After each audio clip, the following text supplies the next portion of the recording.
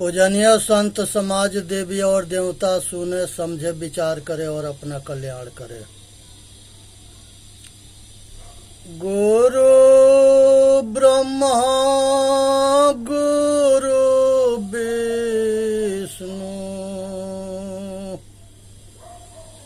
गुरु देव महेश्वरा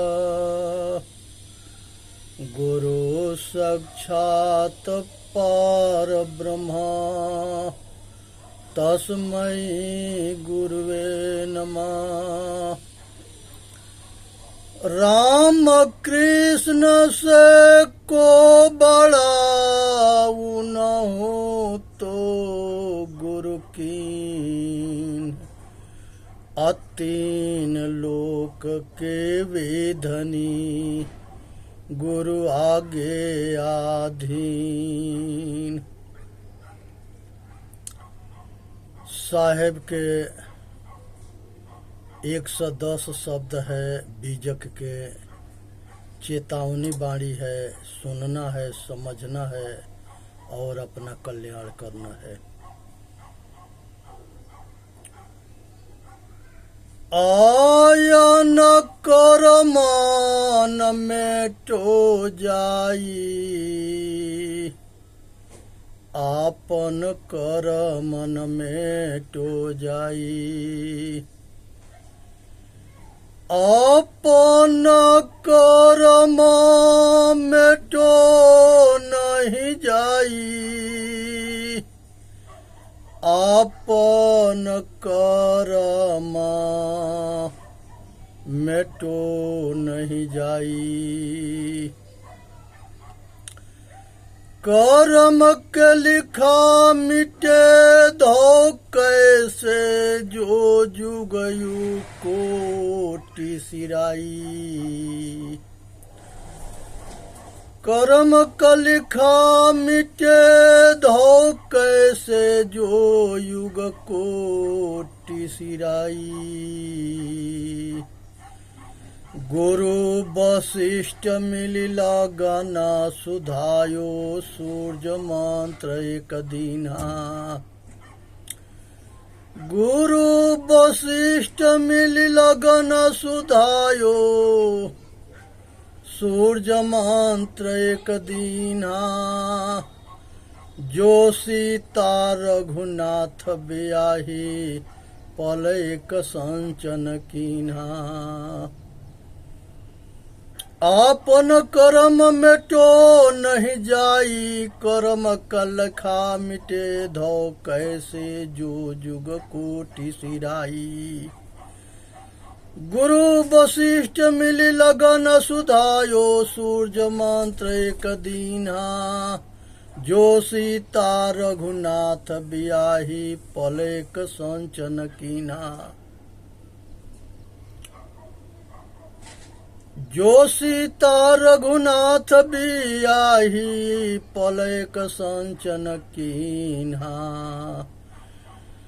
तीन लोक के करता कहिए, बाली बधो बरियाई। तीन लोक के करता कहियो, बाल बधी बरियाई। एक समय ऐसा बन आई, उन्हु अवसर पाई। एक समय ऐसा बन आई, उन्हु अवसर पाई। नारद मुनि ऐसी बाने, तीन लोक के करता कहिए, बाली बधो बरियाई। एक समय ऐसा बन आई, उन्हु अवसर पाई। नारद मुनि को बदन छिपायो, कीन्ह कपि को स्वरूपा। नारद मुनि को बदन छिपायो, कीन्ह कपि को स्वरूपा। शिशुपाल का के भुजा उपारी, आप भये हरि ठूठा। शिशुपाल के भुजा उपारी, आप भयो हरि ठूठा। नारद मुनि को बदन छिपायो, कीन्ह कपि को स्वरूपा। पार्वती को बांझा न कहिए, ईश्वर के न कहिए भिखारी। पार्वती को बांझा न कहिए, ईश्वर न कहिए भिखारी। कहीं कबीर करता की बातें, कर्म के बात निनारी। कहीं कबीर करता के बातें, कर्म के बात निनारी। यहाँ साहेब जो है ये समझा रहे हैं कि संसार के अंदर भगवान राम के जब शादी हुआ था, उसमें जो है गुरु वशिष्ठ जी जो है लगन शोधे थे, आज सूर्य मंत्र दिए थे, और जनक ऋषि के दरबार में जो उनके उपरोहित थे तो वो भी वहाँ पर सब मिल करके अब बहुत बाकायदे बढ़िया लगन देख करके सीता जी के शादी हुआ, सूर्य मंत्र दे करके हुआ। और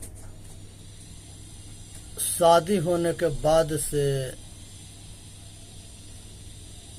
माता सीता अयोध्या में आती हैं और उसके बाद भगवान राम के राज तिलक की तैयारी होती है,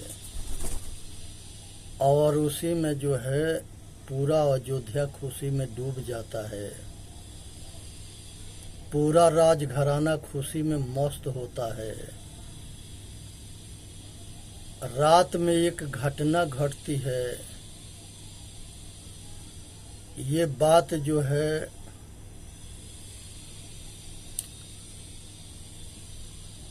कैकेयी रानी के दासी मंथरा थी। ये बात उन मंथरा को पता लग गया कि राम के कल राज तिलक होगा। अब जो है कैकेयी परेशान, वो जो है मंथरा जो है परेशान हो गई और जा करके इस समाचार महारानी कैकेयी को बताई कि कल जो है भगवान राम के राज तिलक होगा।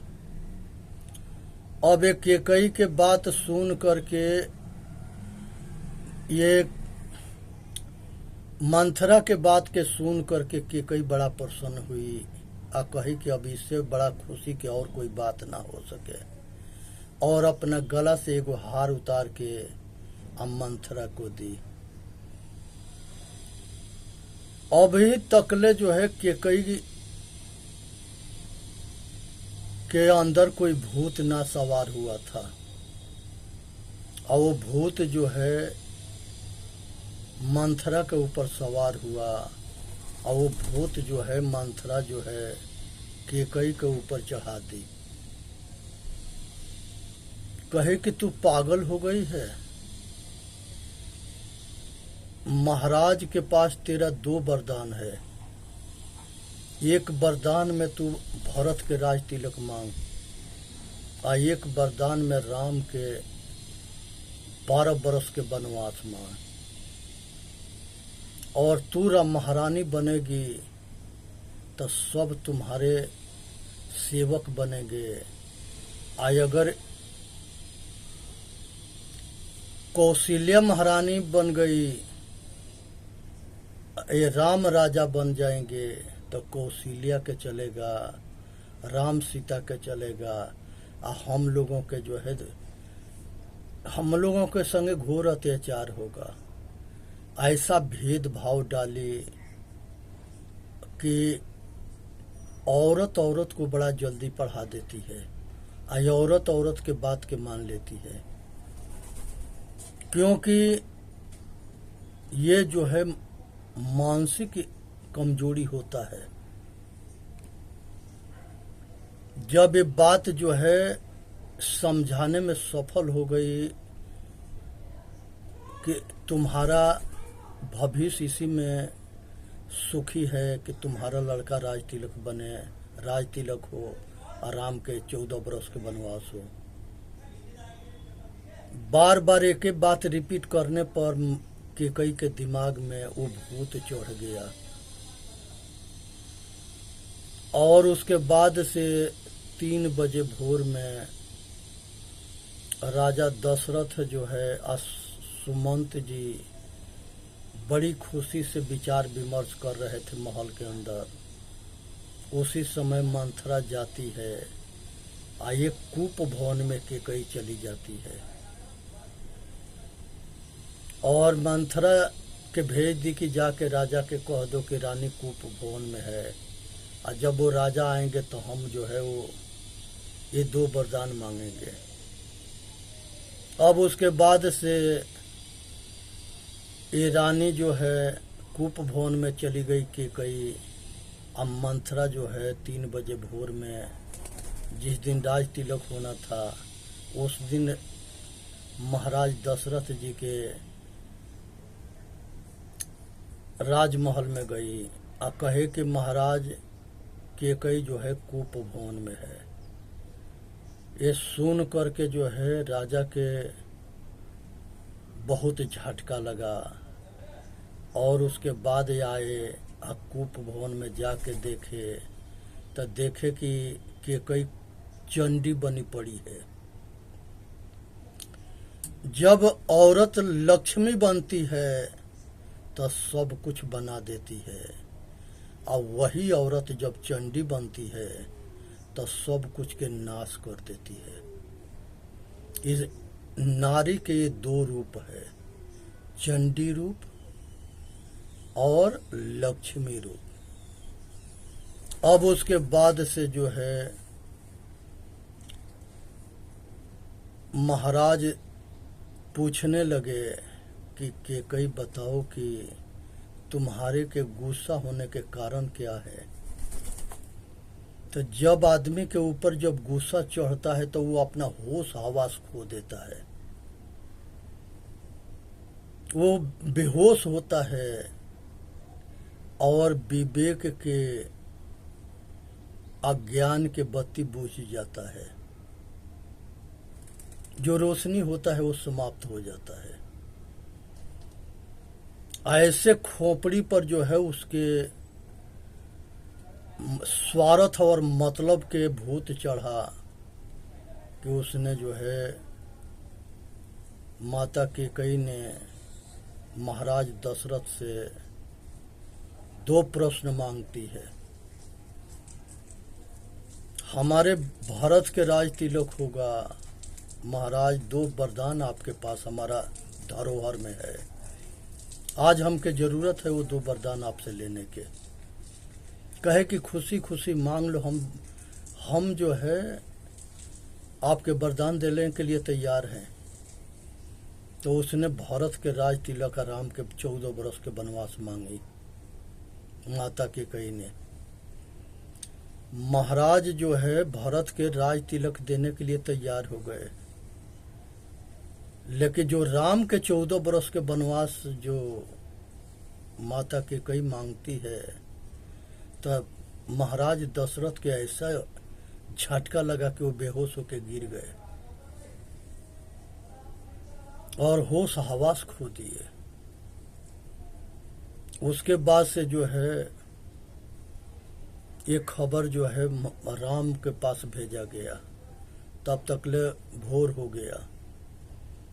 राम के पास ये कह के भेजा गया कि मंथरा जाके बता दो राम से कि महाराज दशरथ कैकेयी के कूप भवन में बुला रहे हैं। जब ये सूचना राम के मिला, भगवान राम के, तो राम के भी बड़ा झटका लगा। कहे कि माता कैकेयी के कूप भवन में हमको महाराज के बुलाने के क्या कारण हो सकता है, लेकिन जाते हैं। मर्यादा पुरुषोत्तम थे, आज्ञाकारी थे, बड़ी प्रेम था माता पिता से। उसके बाद जब वो गए तो पिताजी के देखे कि बेहोश होके गिरे हैं, तो उठाते हैं। उठाने के बाद से महाराज दशरथ कुछ बोल ना रहे थे, आंख से आंसू आ रहा था। उसके बाद से महाराज दशरथ जो है जब ना बोले तो कैकेयी जी बोली, माता कैकेयी बोली कि तुम्हारे पिता नहीं बोलेंगे, हम बताते हैं कि क्या बात है। कहे कि महाराज के पास हमारा 2 वरदान था, वो 2 वरदान हमने मांग लिया है आज। भारत के राज तिलक और राम के 14 वर्ष के वनवास तपसी भेष में। हाथ जोड़ करके राम माता कैकेयी के कहे कि माँ आपके आज्ञा हमको स्वीकार है, पिता के आज्ञा का हम पालन करेंगे, आप लोग परेशान मत हो। और दूसरे दिन जो है तैयारी हो गई वनवास के। और जब वनवास के तैयारी हो गई तो राम जी ये बात माता सीता के पता लगा। सीता जी कहे कि हम भी आपके साथ चलेंगे। पत्नी के धर्म होता है कि हर एक दुख सुख में पति के साथ पत्नी रहे, इसीलिए पत्नी को अर्धांगिनी कहा गया है। सीता जो है तैयार हो गई, जाकर के अपने सास से आज्ञा ली। तब तक एक बात जो है लक्ष्मण जी को पता हो गया। लक्ष्मण जी भी तैयार हो गए, कहे कि भैया हम भी चलेंगे, हम आपके सेवक बन के रहेंगे, आप दोनों के सेवा करेंगे। लक्ष्मण जी अपनी माता से जाके आज्ञा लेते हैं और ये पूरी टीम तैयार हो गई तीनों के, राम लक्ष्मण और सीता, और वनवास के लिए अयोध्या छोड़ के चल निकल गए। एक दिन पहले जो है बहुत गहमा गहमिया खुशी था राजमहल में अयोध्या में, और उसके दूसरे दिन जो है राजमहल में और अयोध्या में ऐसा शोक छा गया कि जिसके दुख के वर्णन नहीं किया जा सकता। जो जहे थे वहीं जो है चिंतित हो गए, परेशान हो गए, और इधर जो है भगवान राम के वनवास हो गया। तो यहाँ पर जो है कहते हैं कि आपन कर्म मेटो नहीं जाई। संसार में मनुष्य के अपना कर्म कभी मिटता ना है। ये लोग भगवान थे, सभी के अपने कर्म जो है कर्म फल भोगना पड़ा। चाहे वो राम थे, चाहे कृष्ण थे, चाहे शिव थे, चाहे विष्णु थे, चाहे ब्रह्मा थे। जो पच भौतिक शरीर धारण किया वो सभी ने अपना कर्म फल भोगा है। ये भ्रम में ना रहे कि कोई भगवान है जो किसी के कल्याण कर दे। हकीकत यह है कि संसार में कोई ऐसा भगवान ना है जो मनुष्य के कल्याण कर दे। महापुरुष हैं ये राम, कृष्ण, बुद्ध, विष्णु और ब्रह्मा, ये सब महापुरुष हैं जो गुरुकुल चलाते थे, असत मार्ग के रास्ता बताते थे, आए समाज के सेवा करते थे। भ्रम में ना रहे। दुनिया में ऐसा कोई भगवान ना है कि फूंक मार दे और किसी के कल्याण हो जाए।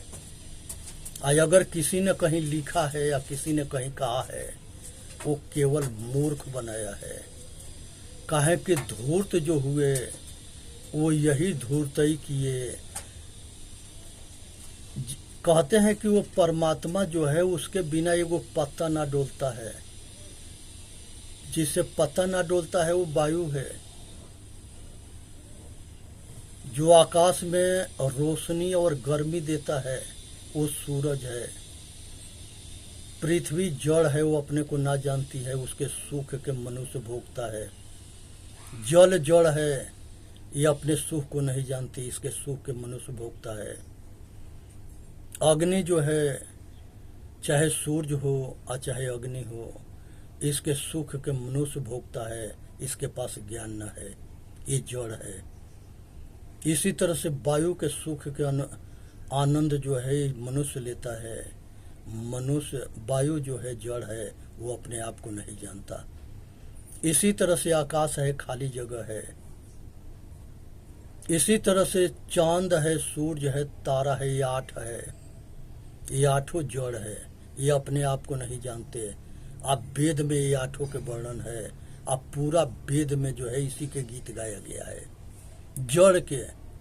और जो हमारे पूर्वज वेदांती जो पूजा करते थे, उनको भ्रम था कि कोई परमात्मा है जो ये संसार को चलाता है, चाहे संसार को बनाया है, चाहे हम को।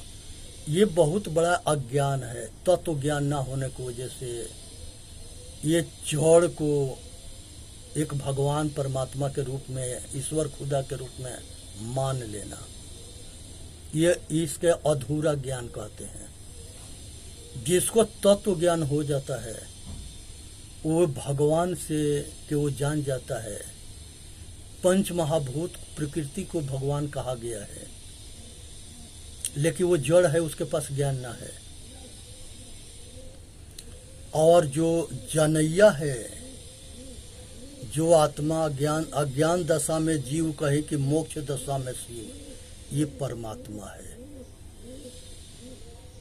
ये जो है जाननहार है, ये अखंड है, अवसंख्य है। ये मनुष्य के जन्म होने का एक ही उद्देश्य है कि संसार के सारे बंधन से छूट जाना। मनुष्य जन्म के उद्देश्य है कि सारे गुलामी से छूट जाना, मनोविकार से ऊपर उठ जाना, चित्तवृत्ति निर्विचार हो जाना। आज संसार के अंदर में ये चेतन आत्मा निर्वचनीय है। ये जो है रूप से, शब्द से परे है। इसको मूर्ख बनाया गया है, शब्द में आरूप में अटका करके। ये इससे परे है, ये ज्ञान स्वरूप है। ये मोक्ष होने के बाद जन्म मरण के चक्कर से छूटता है, उसी को सहज समाधि कहते हैं। जियत ना तरहु तमुए का तरिहो, जो जियत ना ही तरे। चेतन जीव दुख मुक्त चैनल पा के अपना कल्याण करे। बोलिए सतगुरुदेव की जय। साहेब बंदगी साहेब बंदगी। वीडियो के लाइक करे, सब्सक्राइब करे, अपना कल्याण करे।